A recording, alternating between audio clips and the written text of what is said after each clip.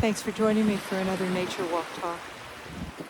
Well, here we are at the beach, my place of solace. As if you've been walking with me for these last few years, you know that this is the place where I come particularly when the world seems so crazy and people can be so cruel and believing lies and sharing all kinds of hatred and committing acts of violence on each other. I wonder how our spirits survive all of this. And so I come to a place in nature. I started doing these walks during COVID, at the beginning of COVID, and it helped get me through. I appreciate hearing from you. I know it's had its effect on you as well.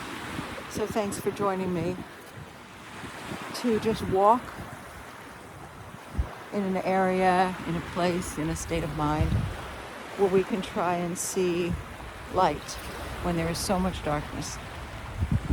We try to understand that which is incomprehensible, yet it is true.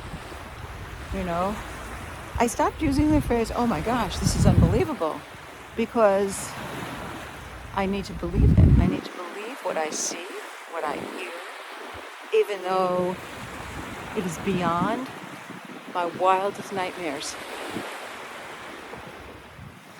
So I come to nature to try to balance, to try to get guidance, to try to find silence, to quiet what's going on in my head, to put my hand on my heart as I just center myself and try to get the strength I need to be able to continue to live a life where kindness and compassion and humanity are central tenets and central values to when we interact with each other. So thanks for joining me. So why don't we just together stop and breathe in the sky, the water, put your hand on your heart. Breathe in and feel yourself being grounded. I'll stop talking so we can have silence. But I'll say goodbye and thanks for joining me. And I'll see you next time at another nature walk. And may we have peace in this world. May we understand that we are all connected to one another. And that there is it's never okay to be savage. And it's never okay to brutalize people.